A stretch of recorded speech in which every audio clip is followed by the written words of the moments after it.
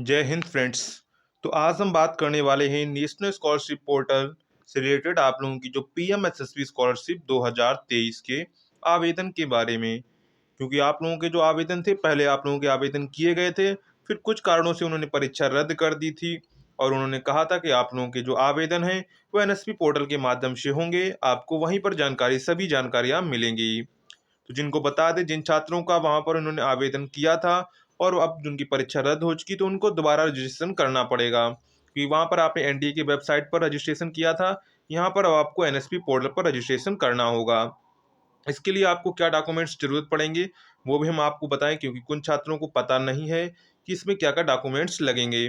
और कुछ छात्र कमेंट कर रहे थे कि सर ये किसके लिए है। तो ये स्कॉलरशिप 9th और 11th के स्टूडेंट्स के लिए है, जिसमें उनको मेरिट के आधार पर ये स्कॉलरशिप दी जाएगी। जो स्टूडेंट 9th में है और जो 11th में है, जिन्होंने पहले नहीं भर पाया था फॉर्म, किसी कारण उन्हें पता नहीं चला था, तो अब इसमें वो भी फॉर्म भर पाएंगे। इतना ध्यान रखें, जिन्होंने पहले फॉर्म भरा वो भी भर पाएंगे। इसके बाद जिन्होंने फॉर्म पहले नहीं भरा तो वो भी अब इसमें फॉर्म भर पाएंगे। तो इसके लिए आपको क्या डॉक्यूमेंट्स लगेंगे वो आप तैयार कर लीजिए, क्योंकि आप लोगों को खुशखबरी आ चुकी है। जल्द ही आप लोगों के जो है आवेदन कब से स्टार्ट होंगे, रजिस्ट्रेशन अभी हम आपको करके बताएंगे कि कैसे आपको रजिस्ट्रेशन करना है इस ऑफिशियल वेबसाइट पर। क्योंकि अगर आपको इसमें रजिस्ट्रेशन करना है तो उसके लिए आपको सबसे पहले, यानी कि इसमें अगर आपको आवेदन करना है तो सबसे पहले आपको इसमें रजिस्ट्रेशन अपना करना होगा। तो रजिस्ट्रेशन के लिए क्या इंपॉर्टेंट डॉक्यूमेंट्स होने चाहिए, वो सभी आज की इस वीडियो में हम डिस्कस करेंगे।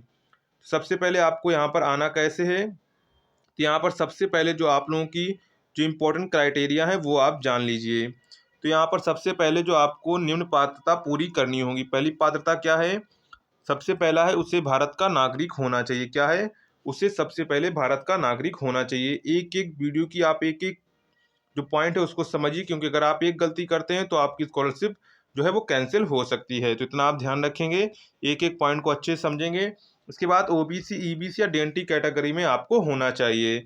इसके बाद पिछली कक्षा में आपके 60% मार्क होने चाहिए। आगे ये भी बताएंगे कि आपको परसेंटाइल कितनी होनी चाहिए कि आपको छात्र प्रति 100% मिल पाए। इसके बाद आवेदक की किसी स्कूल में पढ़ाई कर रहा होना चाहिए, पिछली कक्षा में उत्तीर्ण होना चाहिए, माता पिता की वार्षिक आय है वो 2.5 लाख से कम होनी चाहिए। इसके बाद जो 9वीं में आवेदन करने की आवेदक की जन्म तिथि इसके इसके बीच की होनी चाहिए। साथ में 11वीं में जो पढ़ रहे हैं उनकी कितनी होनी चाहिए, उनकी यहाँ से लेकर 1/4/2004 से लेकर 31/3/2008 के बीच होनी चाहिए। तो इन जो जन्म तिथि के बीच जो स्टूडेंट्स आएंगे उनके ही जो है वो फॉर्म एक्सेप्ट किए जाएंगे। इसके बाद इसके लिए आवश्यक दस्तावेज क्या लगेंगे, क्योंकि आपकी स्कॉलरशिप जो है, देखिए एनएसपी पोर्टल में अगर आप आवेदन करते हैं, अगर आपकी स्कॉलरशिप 50,000 से कम है, क्या है, अगर आपकी स्कॉलरशिप 50,000 रुपये से कम है तो आपको कोई डॉक्यूमेंट्स नहीं लगता है। आपको जो वो डॉक्यूमेंट्स है अपने जो वो आपको स्कूल में जमा कर देने होते हैं, स्कूल से वो आपके वेरीफाई कर लिए जाते हैं, आपको स्कॉलरशिप मिल जाती है। यदि अगर आपकी 50,000 रुपये से ज़्यादा स्कॉलरशिप होती है तो आपको जो है डॉक्यूमेंट्स अपलोड करने पड़ते हैं। तो अगर आपकी, क्योंकि आप लोगों की 75,000 और 1,25,000 है, तो आप लोगों को डॉक्यूमेंट्स की रिक्वायरमेंट जरूर होगी।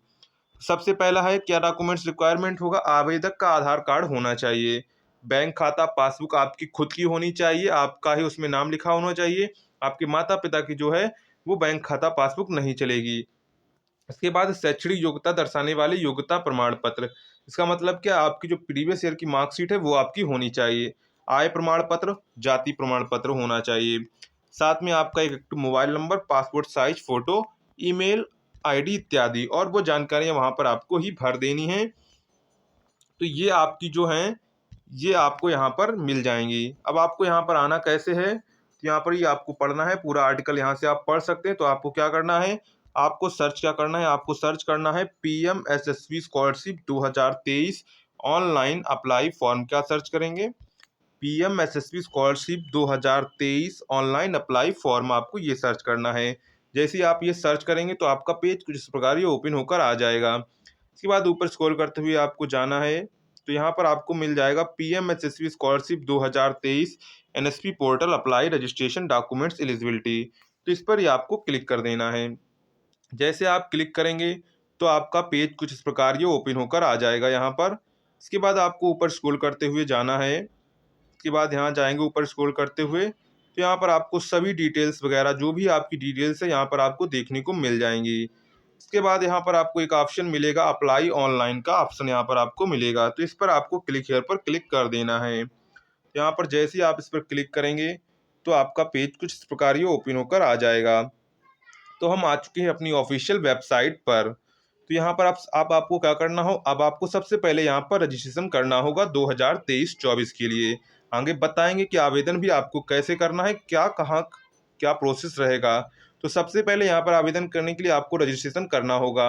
अब आप लोगों के पास टाइम नहीं है क्योंकि आपकी जो वेबसाइट है जैसा कि आप यहाँ पर देख सकते हैं, क्योंकि हमें आवेदन कहाँ करना है, ministry of social justice and empowerment पर आपको करना है। तो यहाँ पर देखिए इस पर हम क्लिक करते हैं। तो यहाँ पर देखिए आपकी जो PMSSP scholarship scheme top class education college for DNT के लिए जो आपका ओपन हो चुका है, और जल्द ही आपका 1 या 2 दिन में है आपका PMSSP centre scheme of top class education, आपको इसमें आवेदन करना है। तो ये अभी यहाँ पर आपको क्लोज्ड दिख रही है, तो जल्द ही आपकी ओपन हो जाएगी, क्योंकि आज ही आप लोगों की जो है ये आज आप लोगों की ओपन कर दी गई है। तो हम आशा करते हैं कि आप लोगों की जो ये है स्कीम जल्द ही अवेलेबल होगी। वो भी बताएं कब तक आप लोगों की अवेलेबल होगी। तो इसके लिए आपको सबसे पहले रजिस्ट्रेशन करना होगा। क्या करना होगा, सबसे पहले यहाँ पर आपको रजिस्ट्रेशन करना होगा। तो रजिस्ट्रेशन के लिए आप क्या करेंगे, यहाँ पर आपको जाना है एप्लीकेंट कॉर्नर में जाएंगे। कहाँ जाएंगे, एप्लीकेंट कॉर्नर में जाएंगे। इसके बाद यहाँ पर आपको मिल जाएगा, सबसे पहले यहाँ पर आपको मिलेगा न्यू रजिस्ट्रेशन।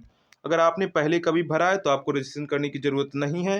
अगर आपको रजिस्ट्रेशन करना है तो यहाँ पर आपको सबसे पहले, अगर आपने पहले कभी नहीं भरा है तो आपको यहाँ पर न्यू रजिस्ट्रेशन पर क्लिक करना होगा। जैसे ही आप क्लिक करेंगे तो आपका पेज यहाँ पर इस प्रकार ये ओपन होकर आ जाएगा। यहाँ पर थोड़ी देर वेट कर लेंगे। तो इस प्रकार ये आपका एकेडमिक ईयर 2023-24 के लिए यहाँ पर आपका ओपन होकर आ जाएगा। इसके बाद यहाँ पर सबसे इम्पोर्टेंट बात क्या है, सबसे इम्पोर्टेंट बात है कि आपके आधार में जो है वो मोबाइल नंबर लिंक होना चाहिए। क्या होना चाहिए, आधार में आपके मोबाइल नंबर लिंक होना चाहिए। साथ में आपके बैंक में आधार सीडिंग होनी चाहिए। क्या होनी चाहिए, बैंक में आधार सीडिंग होनी चाहिए। आधार सीडिंग का मतलब क्या है कि आपके बैंक में जो है वो आधार कार्ड अटैच होना चाहिए। यानी कि अगर आप अंगूठा लगा के रुपए निकालते हैं थंब लगा के, तो आपके पैसे अगर निकल आते हैं तो इसका मतलब है कि आपके खाते में आधार सीडिंग है। तो इतने आपके दो काम इसमें होने चाहिए, और आधार में आपके मोबाइल नंबर लगा होना चाहिए। अगर आपको चेक करना है मोबाइल नंबर लगा है कि नहीं लगा है तो यहाँ पर आप इस पर क्लिक करके चेक कर सकते हैं। अगर आपको बैंक में आधार सीडिंग चेक करनी है तो आप इस पर क्लिक करके चेक कर सकते हैं। तो दोनों आपको यहाँ पर दिए गए हैं प्रोसेस, तो यहाँ से आप लोग चेक कर सकते हैं। इसके बाद यहाँ पर आपको क्लिक करना है, दोनों पर क्लिक करके इसके बाद यहाँ पर आपको कंटिन्यू के ऑप्शन पर क्लिक करना है। तो कंटिन्यू के ऑप्शन पर क्लिक करेंगे तो यहाँ पर आपको अपना मोबाइल नंबर डालना है। क्या है, मोबाइल नंबर डालना है जो आप वेरीफाई यानी कि जो रजिस्ट्रेशन करना चाहें। यहाँ पर वो नंबर जरूरी नहीं कि वही नंबर होना चाहिए जो आधार कार्ड में डला है, यानी कि आप इसमें कोई भी नंबर रजिस्टर कर सकते हैं। इसके बाद यहाँ पर आपको रजिस्ट्रेशन करना होगा, यहाँ पर ओटीपी डाल के इंटर कैप्चा करके वेरीफाई करना होगा। इसके बाद आ जाएगा आपके आगे प्रोसेस दिखाएगा आधार कार्ड। और इतना ध्यान रखेंगे, आधार कार्ड वेरीफाई करने के बाद आपको वहाँ पर चूज करने को आएगा प्री मैट्रिक और पोस्ट मैट्रिक टॉप क्लास। तो यहाँ पर देखिए जो स्टूडेंट्स 9th में हैं वो प्री मैट्रिक चूज करेंगे, जो स्टूडेंट 11th में हैं तो वो वहाँ पर पोस्ट मैट्रिक चूज करेंगे, क्योंकि प्री मैट्रिक में जो आपके 1 से लेकर 10th तक आते हैं, इसके बाद 11th और 12th इसके आगे जो भी क्लास होती हैं वो सभी पोस्ट मैट्रिक में जाते हैं। तो इतना आप ध्यान रखेंगे कि जो 9th के स्टूडेंट है वो प्री मैट्रिक करेंगे, जो स्टूडेंट्स 11th में वो पोस्ट मैट्रिक चूज करेंगे। तो यहाँ पर आपको पोस्ट मैट्रिक सबसे पहले आधार कार्ड से आपकी ओटीपी जाएगी। अगर आपके में आधार में मोबाइल नंबर नहीं लगा होगा तो आपको ओटीपी जाएगी नहीं, तो आपका रजिस्ट्रेशन हो नहीं पाएगा। तो इसलिए आपके आधार कार्ड में मोबाइल नंबर लगा होना जरूरी है। इसके बाद आपसे आधार कार्ड की डिटेल फेस कर ली जाएंगी। तो अगर हमने आप इसका पूरा प्रोसेस बताया है तो उसकी वीडियो की लिंक है आपको डिस्क्रिप्शन में मिल जाएगी। तो वह वहाँ से जाकर आप इसे पूरा वॉच करिएगा जाके, तो वहाँ से आपको रजिस्ट्रेशन का पूरा प्रोसेस पता चल जाएगा। तो यहाँ पर हमने आपको बता दिया कैसे रजिस्ट्रेशन करना है। इतना ध्यान रखेंगे कि आपको 9th में है तो आपको प्री मैट्रिक करना है, 11th में है तो आपको पोस्ट मैट्रिक चूज करना है।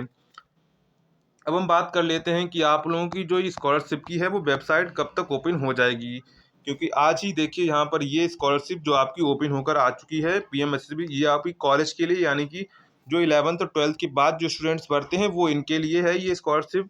अभी जो ये scholarship top class education 9th और 11th के लिए अभी यहाँ पर ओपन नहीं हुई है। तो यहाँ पर ओपन होने में आज या कल का ही समय लगेगा, तो आपको रजिस्ट्रेशन करके रख लेना है।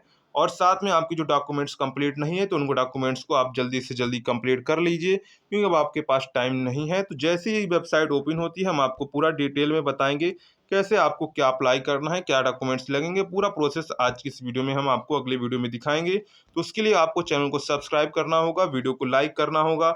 मिलते हैं नेक्स्ट वीडियो में। फिर भी अगर आपको कोई डाउट रह जाता है तो आप कमेंट सेक्शन में पूछ सकते हैं।